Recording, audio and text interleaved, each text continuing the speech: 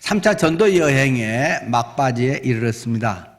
이제 대부분의 일들을 마치고 귀환하고 있는 과정이죠. 그래서 지난 시간에 우리가 밀레도에서 에베소의 지도자들을 데려다가 눈물의 고별 설교, 그들의 해후를 한 내용을 잘 보았습니다. 밀레도에서 그 사람들을 작별하고는 그 다음에 이제 배편으로 고스라고 하는 곳, 그리고 로도에 갔다가 바다라라고 하는 곳에 갔다는 것입니다. 바다라라고 하는 것은 꽤 큰 항구로서 그 큰 배를 갈아타는 키프로스 그 페니키아 쪽으로 가는 그러한 배를 탈 수 있는 곳이었기 때문입니다. 그래서 페니키아로 건너가는 배를 만나서 타고 가다가 이제 키프로스를 바라보고 왼편에다가 두고 시리아 쪽으로 항해하여 두로에서 상륙을 하게 됐다. 그래서 배의 짐을 풀게 됐다라고 이야기하고 있습니다. 이 두로 페니키아의 그 아주 유명한 중심 도시가 되겠죠.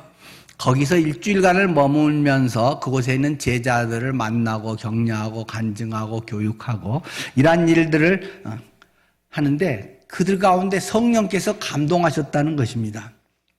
성령의 감동, 그 내용이 무엇인가요? 바울더러 그래서 당신이 예루살렘에 올라가면 결박되고 당신이 순환을 당할 수밖에 없습니다. 그러니까 올라가시면 안 됩니다. 올라가지 마세요. 그 이야기를 성령의 감동으로 그들이 바울이 가면 큰 고난을 당할 것을 지금 알고 붙잡았다라는 것이죠.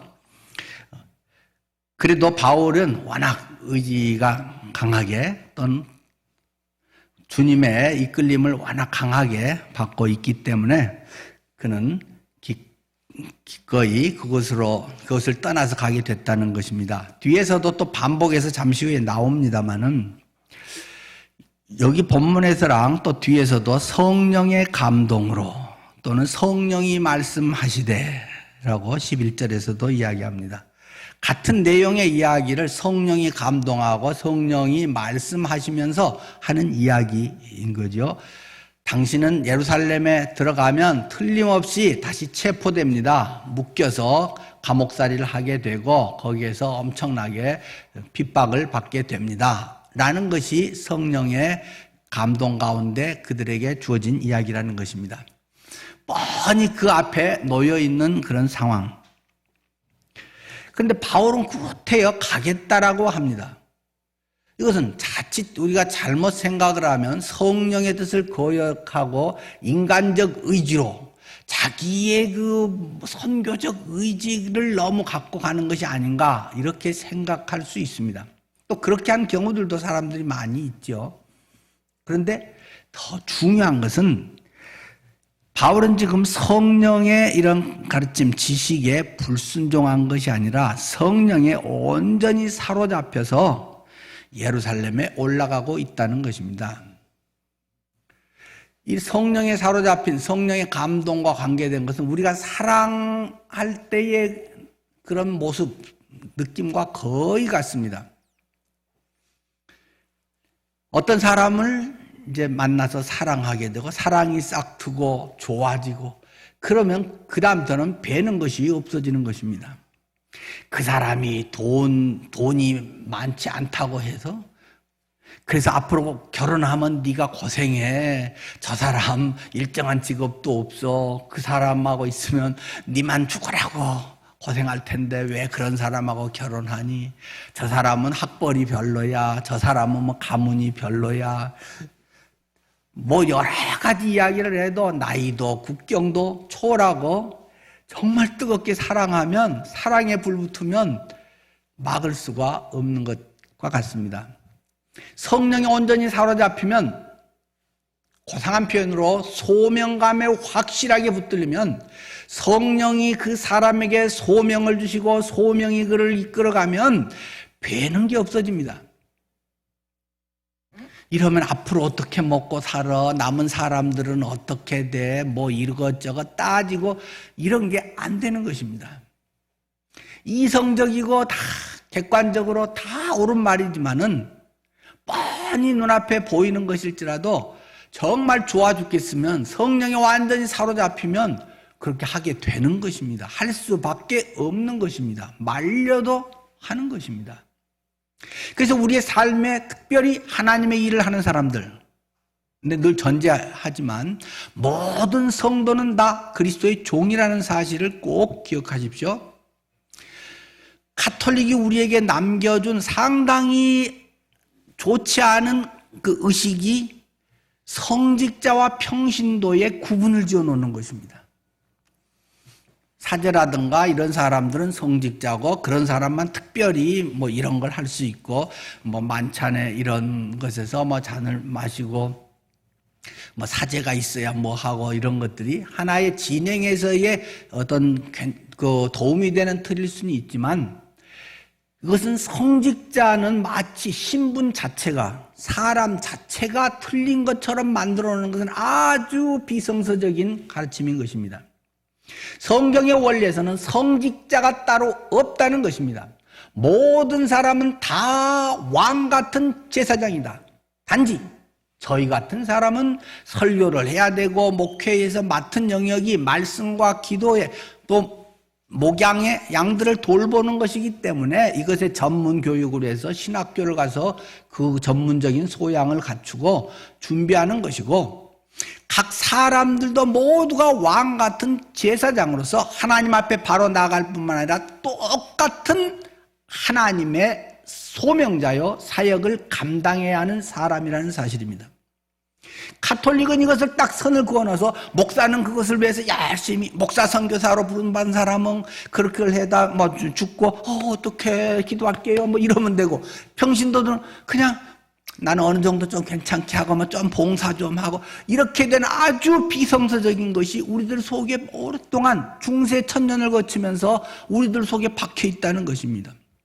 혹시 늘픈 성도 중에도 그런 사람이 있습니까? 수없이 이야기하지만 여러분은 목사라는 사실입니다. 규모가 단지 저 같은 사람은 늘푸른교회 전체를 관할하는 것이고 사랑방 목자는 사랑방에 5명, 10명 정도의 사람을 돌보며 목양하는 것이고 각자의 모두는 죽을 때까지 목사로 사는 것입니다.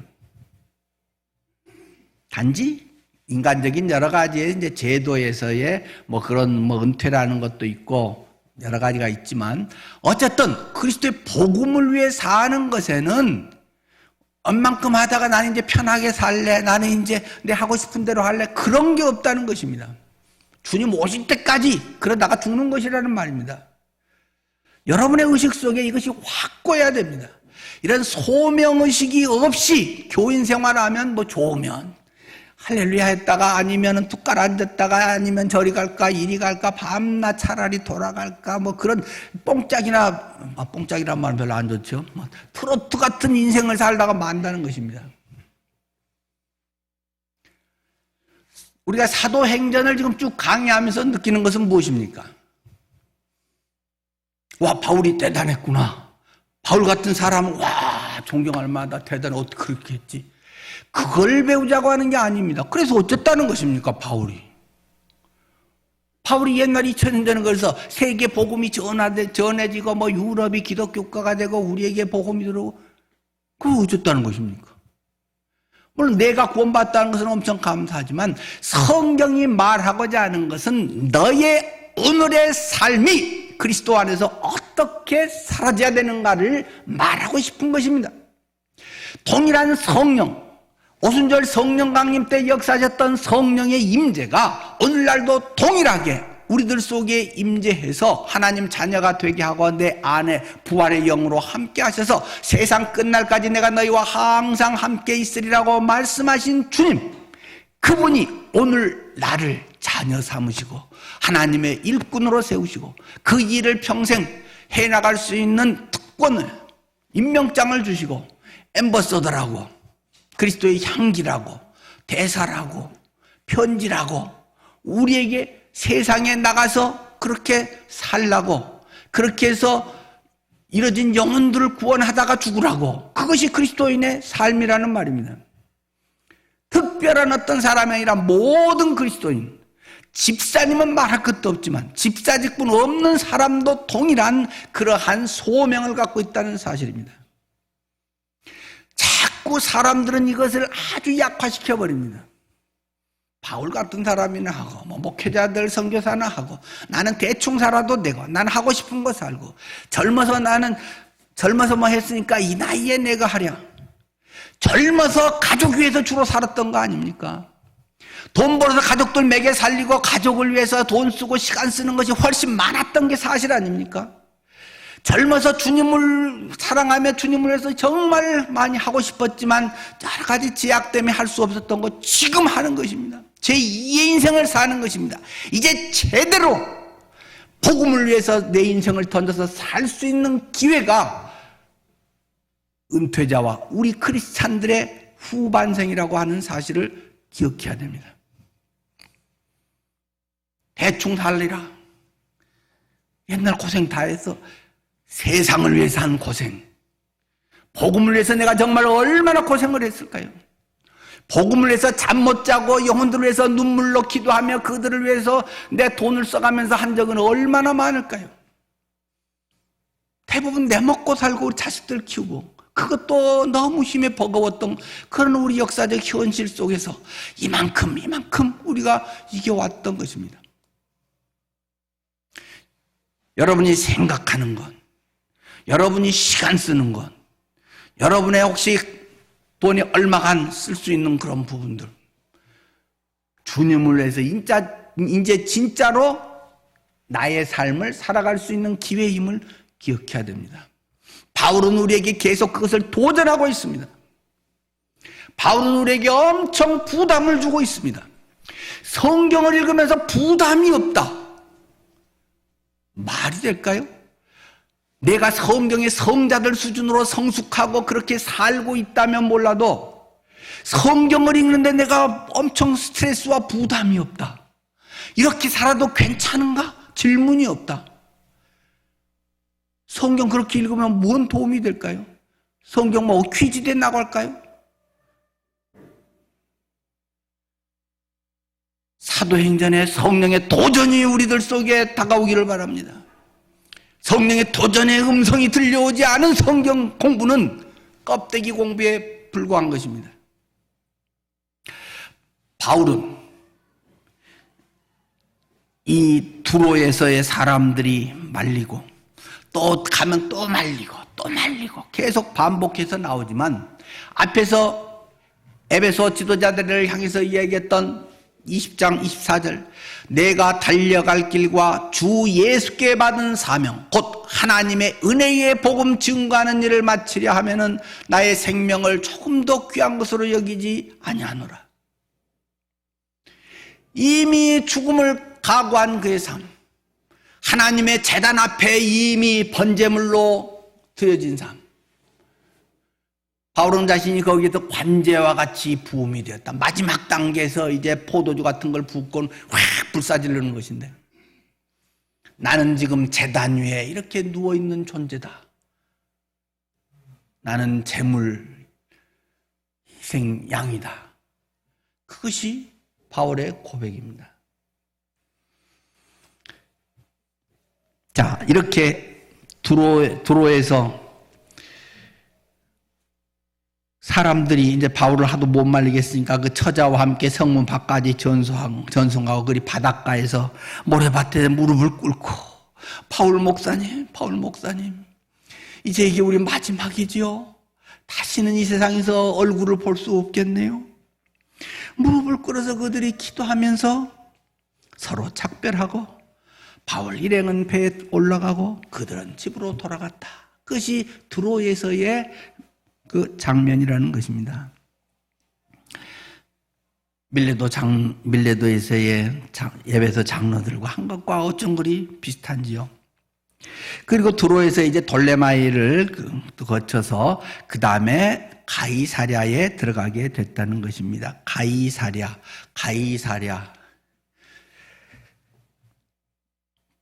원래 그 지역의 이름은 스트라톤이라고 하는 지역입니다. 그런데 그것을 그 예수님 그 태어났을 시대의 왕이었던 헤롯 대왕, 그가 가이사 아구스도라고 하는 이름의 그 이름을 따다가 거기에서 가이사랴라고 하는 이름으로 고치게 됩니다. 그리고 헤롯은 그곳에 굉장히 큰 그 궁을 짓게 됩니다. 가이사랴에 가면 그 헤롯의 다른 별명이 건축왕입니다. 건축을 기가 막히게 크게 많이 또 지었잖아요. 마사다에도 가면 옆에 어떻게 거기에 그렇게 그 별장 또 그걸 지었는지, 하여튼 지금도 그 상당 유적의 부분이 실제 남아 있습니다. 제가 가이사랴에도 가서 확인을 해봤고 마사다에도 올라가서 그 확인들을 해봤는데, 야, 그 당시 어떻게 이렇게 했을까 깜짝 놀랄 정도입니다. 지금도 가이사랴 그 지중해에서 물이 그 찰박찰박 하면서 그 일부 그 밑에 기초 부분들은 아직도 좀 남아있는 부분이 상당히 있고, 그때의 왕궁의 규모를 우리가 충분히 짐작할 수 있는 그런 유적들이 있고, 바로 앞에는 큰 옛날 그 경기장 그 터가 있습니다. 이 가이사랴에 드디어 이제 바울이 그 이스라엘 팔레스타인 땅에 이제 들어가게 됐습니다. 그런데 거기서 딱 만난 사람이 있습니다. 빌립이라고 하는 사람을 만났다는 것입니다. 빌립. 집사 빌립으로 우리가 사도행전 6장에 나오는 그 빌립입니다. 아마 한 20년 전에 그 서로에 대해서 듣고 알고 있었을 것입니다.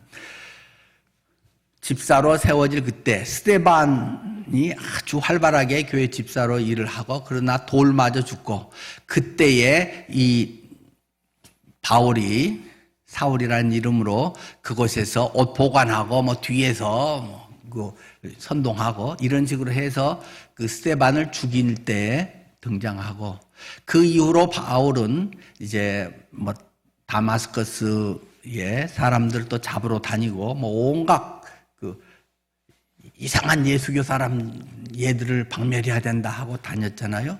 그러니까 7 집사의 이름을 모를 리가 없습니다. 거기 예루살렘 교회 그 핵심이 어떤 사람들이야? 도대체 누구야? 누구를 잡아야 돼? 뭐 끈앞풀들이 뭐야? 뭐 온갖 것을 다 조사해서 손에 쥐고 있었던 사람이 바울이고, 그래서 뭐 그들이 그 전에 뭐 만나서 어떻게 했는지는 정확히 알 수 없지만 서로 간에 충분히 알고 있는 사람들입니다. 그런데 20년 만에 이 가이사랴라고 하는 곳에서 빌립과 바울이 만나게 됩니다. 아마 감회가 새로웠을 것입니다. 처음 두려워하면서 피해 다녔던 그 바울. 그런데 그 뒤로 들려오는 소식은 그가 개종을 하고 1차, 2차, 3차 전도 여행을 하고 지금 그 마지막에 다시 이곳으로 들어왔다. 계속적으로 핍박자였던 그가 하나님의 복음의 증인이 됐다. 그런 소식을 듣고는 빌립은 얼마나 기뻐했겠습니까? 빌립은 예루살렘에 있다가 나중에 그 사마리아 가서 전도하고, 거기서 또 광야에 가서 이디오피아 내시가 주님을 영접하게 하고 이리저리 하다가 지금 가이사랴라고 하는 곳에 와 아마 정착하면서 복음을 전하고 있었던 것 같습니다. 그들이 만나서 이제 빌립의 집에 들어가서 머물렀다는 것입니다. 막 밤새 간증을 하고, 내가 그때 뭐 이랬죠. 내가 너무 몰랐어요. 영안이 너무 어두웠어요. 인간적인 것밖에 몰랐어요. 종교에만 매여 있었어요. 하면서 이 전도 여정을 통해서 이방인들이 어떻게 주님께 돌아왔는지, 얼마나 지금 세계 복음의 역사가 활발하게 일어났는지를 빌립하고 막 밤새고 이야기했을 것입니다. 그 집에는 빌립 가족에는 딸이 4명이 있다. 4명이 있었는데 그 4명이 예언하는 자라고 기록되어 있습니다. 근데 다 처녀들로 예언하는 자다. 자칫 우리 요즘 생각하면 조금 별로 이미지가 안 좋을 수 있죠. 그러나 이 당시에는 신약 성경이 없는 시대입니다. 그래서 전해지는 것, 구약에 뭐 이게 율법이라든가 이제 구약에 대한 것만 있고, 그래서 예수님이 이렇게 했어, 우리 아버지 초대교회 때 집사 안수식을 이렇게 했어, 그때 스테반 이렇게 죽었어, 뭐 그런 이야기를 쭉 딸들에게도 했고, 딸들은 여기서 예언이라고 하는 것은 물론 성경에서 미리 앞으로 일어날 일을 말하는 것도 예언이고, 오늘 뭐 그 바울이 예루살렘에서 그렇게 된다는 것도 있죠. 그러나 성경이 말하는 더 많은 예언이라고 하는 것은 성경의 어떤 하나님의 원리적인 게 오늘 현실 속에서 어떻게 이루어지는가, 그것이 어떻게 적용되는가 하는 것이 더 성경이 강조하고 있는 예언입니다. 막연한 바울 시대에 바울이 이랬다. 그런데 지금 우리 시대에 우리의 삶에서 어떻게 해야 되는가, 이것을 풀어서 적용해서 성령 안에서 그것이 해석되고 전할, 이런 것들이 이제 자칫 그 설교하고도 많이 비슷하다고 할 수 있죠. 그 딸 넷이 이렇게 예언하는 사람이었다라는 것입니다. 막 이상하게 막 이렇게 중얼중얼 그런 것이 아니라 성경 말씀에 들은 것을 막 복음 전도자였다는 거죠. 근데 처녀라니까 조금 그럴 것 같은데, 아마 결혼하고 가정을 꾸리고 뭐 그런 데 많은 시간을 들이는 것보다는 정말 아버지의 삶을 통해서 내 인생은 전적으로 주님을 위해서 드리리라, 전적으로 복음 전하는데 내 인생을 쏟아부으리라, 1시간 2시간도 다른 데에 내가 쏙 시간을 들이기는 너무 아깝다, 온전히 주님의 산제물로 드립니다. 아마 이렇게 해서 딸 4명이 전부 다, 큰언니가 그렇게 하니까 작은언니도 나도 해가지고 전부, 그래 우리는 이 복음 전하는 일에 온전히 주님께 드리자, 이렇게 해서 처녀로 4명의 예언하는 자로 평생을 살아갔던 것으로 보입니다. 이런데 10절, 또 가이사랴에서 이제 여러 날 머물고 있는데 갑자기 유대에서 아가보라고 하는 선지자가 찾아왔다는 것입니다. 바울 목사님 계십니까? 하면서 아가보가 찾아왔죠. 왜, 어떻게 오셨어요? 11절, 우리에게 와서 바울의 띠를 가져다가 자기 수족을 잡아매고 말하기를, 성령이 말씀하시되 예루살렘에서 유대인들이 이같이 이 띠 임자를 결박하여 이방인의 손에 넘겨주리라 하거늘. 그런데 그 사람이 딱 들어오자마자 갑자기 바울의 허리띠를 이렇게 하면서 쑥 잡아 빼는 것입니다. 바울의 허리띠를 쑥 잡아 빼더니 갑자기 자기 손에 그리고 발을 이렇게 묶어가지고 꽁꽁 묶는 이런 퍼포먼스를 행하더라는 것입니다. 당신 지금 뭔 짓 하는 거예요? 그거 뭐야 그게? 성령께서 말씀하십니다 하면서, 당신이 예루살렘에 올라가면 유대인들이 이 띠 임자를, 이게 바울 띠니까 바울 당신을 결박하여 이방인의 손에 넘겨주게 된다고 성령께서 내게 보이시고 이렇게 행하라고 하셨습니다. 퍼포먼스 예언을 아가보라고 하는 사람이 했다는 것입니다. 아가보는 우리가 앞에서도 이야기한 적이 있죠. 이 사도행전 11장에서 28절에서 그때 아가보라고 하는 선지자가 천하에 큰 흉년이 들 것이다 하는 예언을 했다는 것입니다. 경제적 대혼란이 지금 우리들 앞에 밀려오고 있다, 이런 예언을 지금 시대라고 하면 한다는 것입니다. 전에 겪어보지 못한 엄청난 초인플레와 엄청난 고난에 취업 내년에는 아마 10분의 1, 올해 10분의 1 정도 된다고 그러잖아요. 올해 예를 들어 70명이 취업했으면 내년에 한 7명이 취업한다고, 10분의 1 정도라고 뭐 며칠 전에 그 우리나라 뭐 어디 연구소가 발표하잖아요. 세계적으로도 엄청난 지금 그러한 초인플레와 뭐 2차 대전 이후에 이런 경기 뭐 불황이 없었다, 뭐 그런 것이 온다라고 하는 이제 좀 극단적인 비관론자 뭐라고 엘리엇 대표 그 CEO 뭐 그렇게도 하고, 최근에 나온 화폐 쇠락 이런 데도 포브스 CEO 그 이런 그 회장들도 지금 뭐 비슷한 그런 이야기들을 지금 며칠 전에 나온 책들이랑도 막 쏟아놓고 있지 않습니까? 그렇게 안 되길 바라고 기도해야 되겠죠. 그렇지 않으면 악재들이 계속 겹쳐가고, 뭐 우리나라 문제만이 아니라 세계적인 이런 현상들이 도미노처럼 이게 막 무너져갈 가능성이 굉장히 많다 하는 것이 지금 경제계의 그 초긴장의 이야기로 나오는 거죠. 뭐 이런 거는 뭐 예언도 아니고 그냥 그런 전문가들의 어떤 측의 이야기이니까 뭐 안 되길 간절히 바라고, 또 하나님의 섭리와 지혜 가운데 잘 넘어가기를 바라죠. 이런 기회를 통해서 주님께 사람들이 돌아와서 내 힘으로 뭐 되는 게 아니구나 하는 것들에 적어도 역사의 주관자가 하나님이시라는 것 정도를라도 알고 유턴을 하는 계기가 되면 다행이겠죠. 어쨌든 아가보는 뭐 우리 이런 거는 뭐 맞을 수도 있고 틀릴 수도 있고 그러나 대비는 해야겠지만, 아가보는 앞으로 굉장히 넓은 지역에 뭐 전 세계적인 대흉년이 될 것이다. 그러니까 실제로 그런 흉년이 들어버렸다는 거잖아요. 이렇게 해서 상당히 그 진실된 정확한 하나님의 선지자가 거기를 굳이 찾아와 가지고는 바울을 뭐 이렇게 해서 묶어가면서 엄청난 지금 앞으로의 죽음의 길이 놓여 있다라는 것을 예고했다는 것입니다. 그러니까 그것이 점점 더 그 성령의 예고 이런 것들이 지금 구체화되어 가고 있죠. 실제 모습 재현까지 보여주면서. 그러니까 그 가이사랴에 있는 또 주님의 제자들이 그걸 보고는 마음이 얼마나 어렵겠어요. 와, 바울 목사님 제발 가지 마세요. 지금은 때가 아닌 것 같아요. 가지 마세요.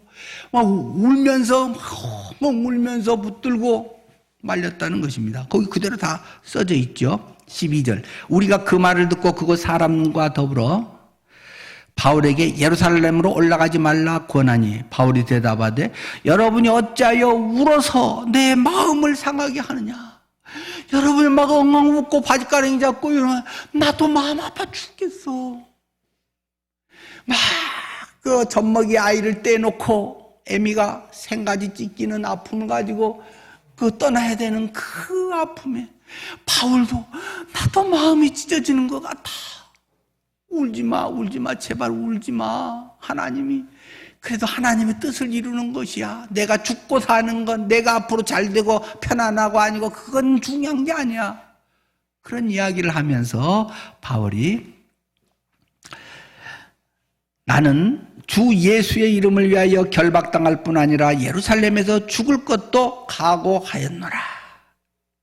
아주 단호하게 그가 권함을 받지 아니하므로 우리가 주의 뜻대로 이루어지이다 하고 그쳤노라.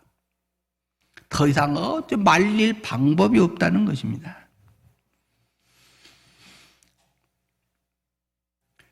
앞에서도 말씀드렸지만 이렇게 할 수 있는 분명한 것은 소명입니다. 소명의식입니다.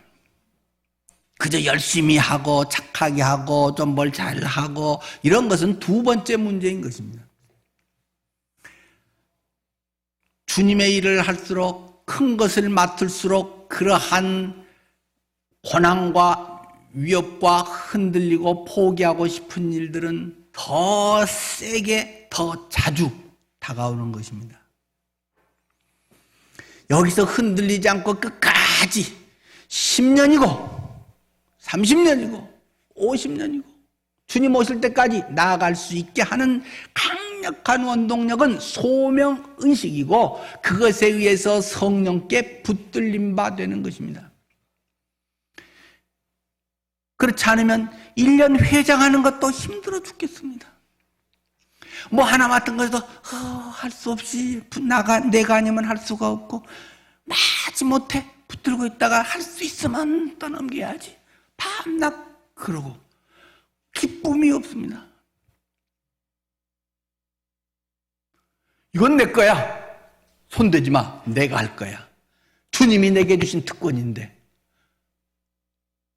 성도들이 모두가 목사가 돼서 모두가 구원받았다면 소명자가 돼서 이러한 일들을 감당해 나가야 비로소 주님의 나라가, 주님의 교회가, 복음이 세워지는 것입니다.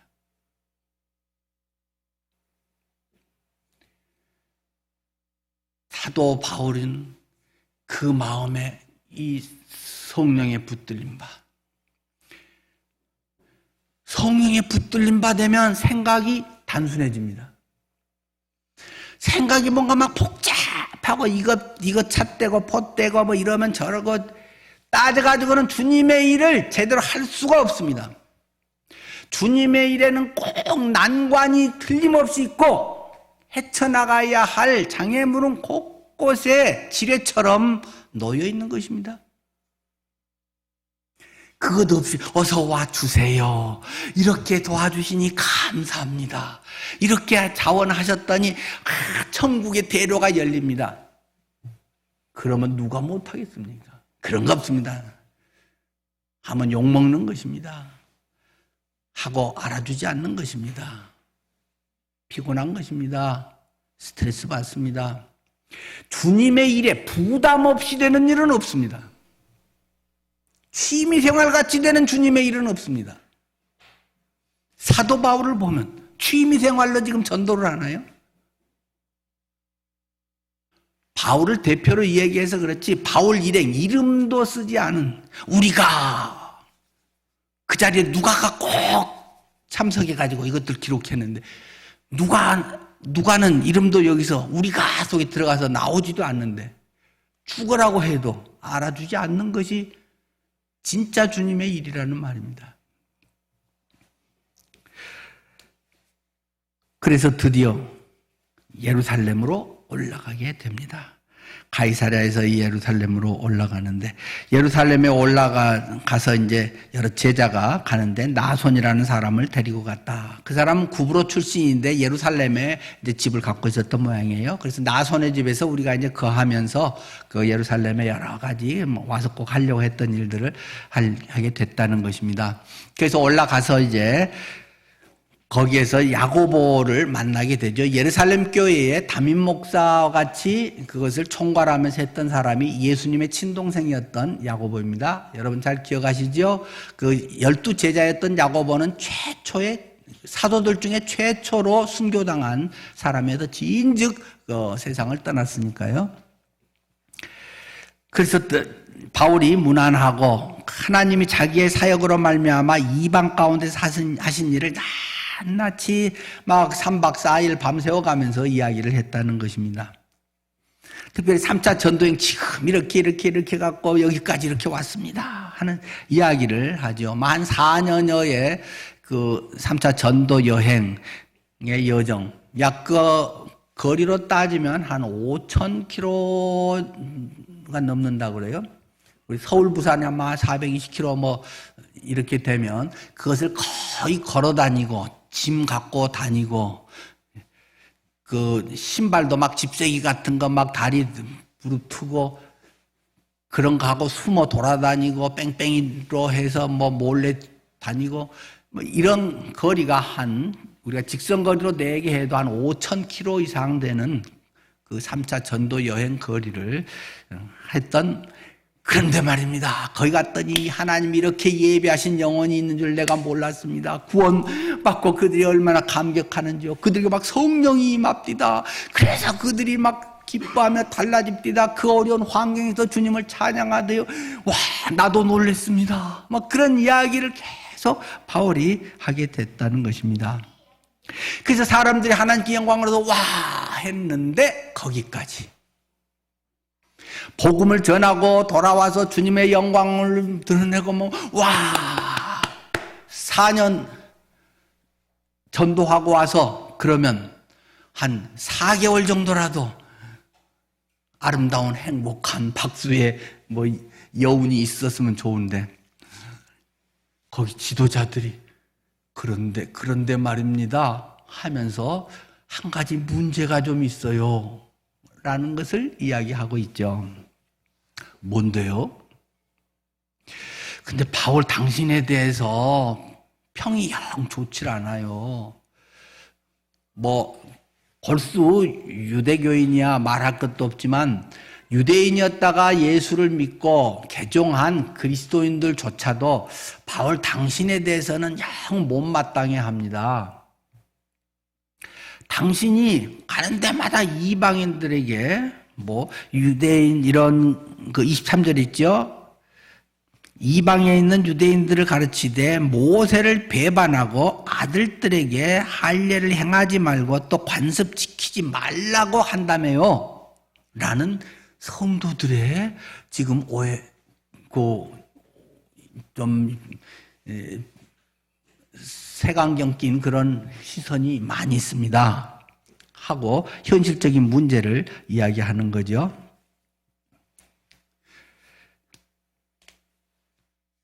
그것은 자칫 그렇게 오해될 여지도 있죠. 그러나 바울은 할례를 받지 말라, 필요 없다, 꼭 그렇게 이야기한 건 아니잖아요. 할례가 잘못됐다 그런 건 아니고 디모데에게도 바울이 직접 할례를 행한 경우가 있지 않습니까? 아버지 한쪽은 이방인 한쪽은 유대인이니까 오해하고 사역하는데 괜히 헛시비가 붙을 수 있으니까 할례를 디모데에게 줘서 목회하도록 했던 것처럼 바울이 강조한 건 몸에 할례, 몸에 표가 있어서 내가 신앙생활 얼마하고 내가 직분이 어떤 이런 것으로 자꾸 땜빵을 하려고 하는 거 그거 아니다. 할례는 몸에다가 하는 거 아니고 마음에 하는 것이다. 신비에 하는 것이다. 마음의 비속, 마음판에다가 하는 것이다. 그렇게 바울이 그걸 강조하면서 너희들이 예수 그리스도를 진정으로 나의 주님으로 영접해야 구원받는다. 그런 얘기한 걸 그들이 오해를 하고 있다는 것입니다. 또 유대 관습을 다 무시하고 우리를 이렇게 막 깔아뭉갠다면서 이런 이제 많은 항의들이 있으니까 율법 행위로는 구원받을 수 없다고 바울은 가르쳤던 거죠. 그걸 지킨다고 구원받는 건 아니다. 물론 율법은 거룩하고 하나님이 보내주신 것이지만 율법 자체를 지켜서 죄를 씻는 건 아니다. 율법으로는 죄를 깨닫게 해주시는 하나님의 놀라운 도구인 것이고 내가 죄인이라는 걸 철저하게 회개하게 하는데 꼭 필요한 도구이지 구원받게 하는 치료약은 아니다. 검진, 시약, 엑스레이, CT 같은 것이지 그것이 낫게 하는 치료제는 아니다. 내가 이렇게 말한 건데 율법껏 지킬 필요 없고 쓸데없는 거고 이런 식으로 말했다고 사람들이 오해를 해서 바울 이놈이 돌아다니면서 우리 이 하나님이 주신 거룩한 걸 깨뜨리고 다니다니 이런 잡아주길 이렇게 생각하고 있는 건 오해입니다. 그러니까 이제 지도자들이 그러면 제안을 하죠. 자, 다행이네요. 당신의 진심을 우리는 알겠습니다. 근데 사람들에게 설득할 방법이 없네요. 이렇게 해봅시다. 지금 우리 중에도 결례를 행하고 있는 4명이 있는데 당신도 이 율법의 규례대로 결례를 같이 행하고 거기에 따르는 비용도 지불해주면 사람들이 우리가 오해했구나. 바울도 결례를 행하네? 라고 받아들여서 오해를 풀 수 있으니까 당신 좀 그렇게 해주시오. 좋습니다. 해서 바울이 그 결례를 행하게 됐다. 율법에 따라서 나실인 서원을 한 사람들이 이제 서원 기간 동안에 그런데 혹시 몸을 더럽히거나 죄 부정탄 것이 있을 수 있기 때문에 정결하게 하는 예식이 지금 여기 말하는 정결 예식 결례인 거죠. 서원 기간이 끝나면 이제 머리를 깎고 희생제물을 양을 잡아다가 이제 이렇게 바침으로써 나실인 서원의 이제 마무리를 풀려나는 것인데요. 그래서 바울이 그런 모든 비용들, 양 사고 다른 비용 이런 치는 것을 바울이 지불하고, 바울도 그 머리도 깎고 똑같이 해서 유대의 규례에 따라서 했다라는 것을 우리에게 말하고 있습니다. 안 해도 되는 거지만 때로는 우리가 괜히 필요 없는 것 같고 사람들에게 맞네 틀리네 싸우고 그게 시간 낭비할 필요는 없다. 그냥 그 사람 수준에 맞춰줘서 그게 진리를 변개시키는 거나 이런 심각한 문제 아니라면, 오해를 풀 수 있는 거라면 이렇게 하는 것도 또 상당히 지혜로운 것이 되겠죠. 근데 사실은 이걸 지내고 이제 다음 주에 하는 바로 뒤로 넘어가면 별 효과가 없었어요. 그렇게 지도자들이 제안해서 사실 사람들이 두려워가지고 이들도 이제 좀 많이 그때 영적으로 약화됐던 모양이에요. 예루살렘 교회도. 사도들도 이제 다 떠나서 하고 시간이 지나면서 많은 핍박 속일 수도 있고. 근데 하여튼 별 효과가 좋지는 않았지만 바울이 고집을 부리지는 않았고 그들대로 일단은 따라서 했다까지가 오늘 본문의 내용이 되겠습니다. 소명자, 주님의 일을 우리가 해야 하는 모든 사람들은 인정을 넘어서 주님의 뜻대로 갈 길을 가야 됩니다. 자칫 인정이 우리의 발목을 잡는 매우 큰 장애물이 됩니다. 여러분의 배우자가 주님을 위해서 기꺼이 인생을 살아가겠다고 한다면 너무 발목 잡지 마시고, 여러분 자녀가 그렇게 살겠다고 하면 딴 사람도 할 사람 많은데 왜 하필 네가 가냐, 선교 후원금이나 좀 많이 내지, 이런 소리 하지 말아라.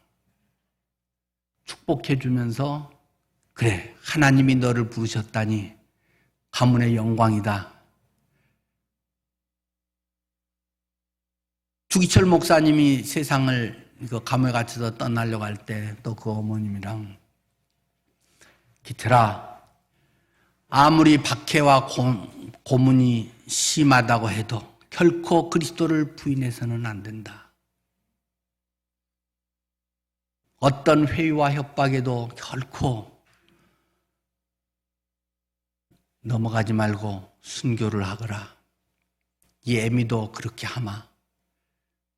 그렇게 떠나보냈다는 거 아닙니까? 안중근 어머니도 독립운동에 비슷한 그런 말 했다는 거 아닙니까? 여러분 자녀는 가면 안 될 일이 어디 있겠습니까? 여러분의 배우자가 그 일을 하는 것에 주저해야 될 이유는 무엇이겠습니까? 물론 꼭 외국에 가고 죽을 고생하고 그런 건 아니어도 있는 자리에서라도 주님을 위해서, 귀찮아 그런 거 하지 마. 편하게 살아. 혹시 그렇게 발목 잡는 주님의 일에 거리낌이 되는 존재가 된다면 얼마나 부끄러운 우리의 인생이 될까요? 주님, 저를 사용해 주십시오. 우리 자식들을 잘 가르친 것이 이것을 위해서 아닙니까? 지금까지 키우셨는데 이 자식들을 주님을 위해서 써주십시오. 그런 믿음의 부모가 절실히 필요한 시기 아닐까요?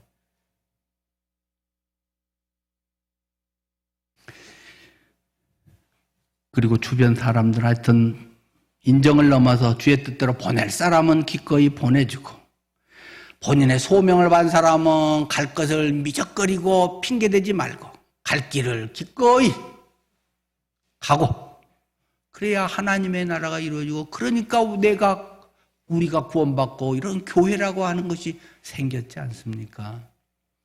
갈 사람은 가십시오. 보낼 사람은 기꺼이 보내주십시오. 늘 이야기하지만 그러나 하나님은 모두를 그렇게 극한 지역으로 보내지 않습니다. 준비된 사람을 보냅니다. 할 만한 사람을 보냅니다. 내가 그만큼 준비됐는가? 그러나 안 보내는 사람, 안 가도 되는 사람은 아무도 없습니다. 각자의 소명을 찾아보시고 그 일에 여러분의 삶을 할 수 있는 대로 카톡을 나는 하루에 100통을 날리겠다. 위로의 편지를 나는 하루에 50통을 쓰겠다. 오아볼로라고 하는 그 척추장애 그 양반은 손편지로 하루에 50통인가 100통씩을 쓰더라고요. 전도와 뭘 위해서. 오아볼로 지금 아마 살아있겠죠.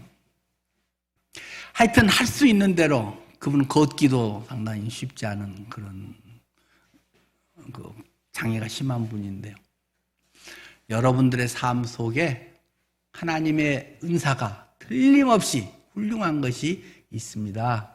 그것을 대충 사장하지 않았으면 좋겠습니다. 기도하겠습니다.